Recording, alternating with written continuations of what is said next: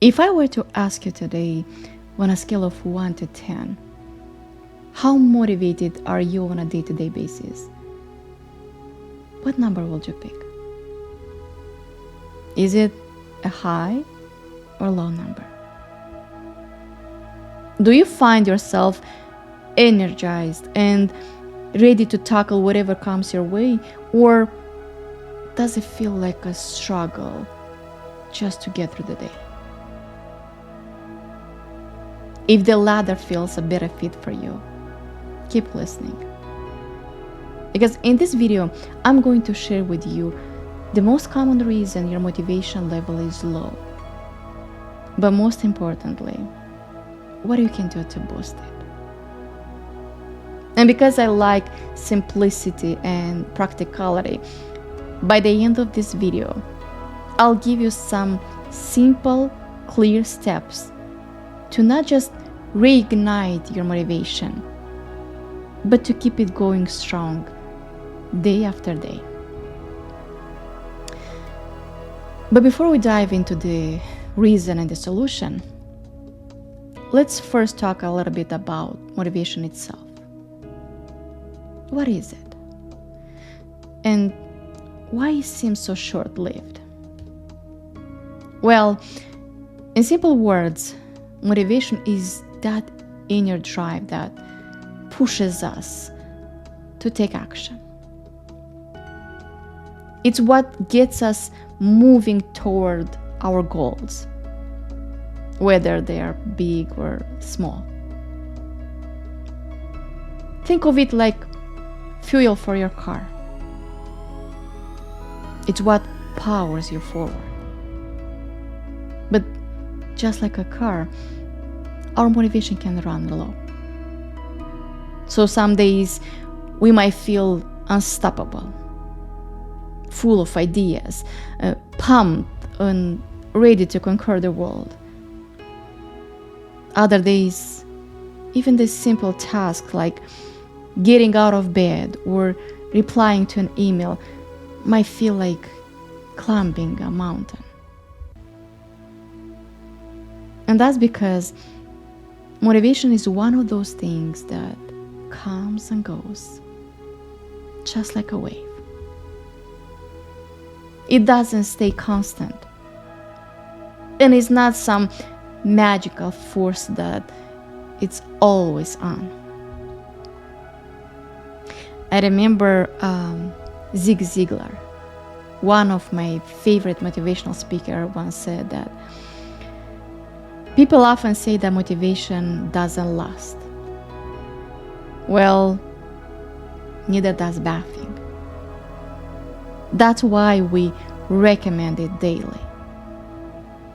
So, motivation is something that we need to renew and refill regularly. And the good news is that we don't need to put in a lot of effort to do it. Some small, consistent steps can make all the difference. The key here is to understand that motivation is a temporary thing, and that we need to learn how to renew it. Because once we know how to get more motivation when it's running low, we won't have to wait around for it to magically return. We'll know how to create it ourselves. And who doesn't want that? Now, let's explore why motivation fades in the first place. And I want you to think about a time when you started something new, whether it was a project, a workout routine, or even a hobby. Remember how exciting it felt at the beginning? That explosion of energy and that sense of possibility, as if nothing could stop you. But then, as the days or weeks went by, something changed. That initial excitement disappeared somewhere. The task started to feel harder, and you might started to lose focus, procrastinate, and question why you even started it in the first place. Do you want to know why this happens? Well, one of the most common reasons is that we often depend too much on external rewards to keep ourselves motivated. Things like quick results, praise from others, or even tangible incentives like money. And usually, when those rewards don't come quickly, or the results take longer than we expected, our motivation starts to fade, leaving us feeling stuck or discouraged. So what's the solution? How do we stop this cycle? It all starts by shifting our mindset and focusing on internal motivation. That motivation that comes from within, which is rooted in our values, our passions, our personal sense of purpose, and is not dependent on external factors. For example, it's very important that we set goals that truly matter to us. Goals that resonate with who we are and what we want to achieve. These goals must excite us, must make us feel alive, must make us lose track of time when working on them. As I've noticed, when I'm pursuing something meaningful, the work itself feels so rewarding. And that's where internal motivation begins to thrive. Also, it's very important to break those goals down into small, actionable steps. Why? Because big goals can feel overwhelming, and that feeling can crush our motivation before we even start.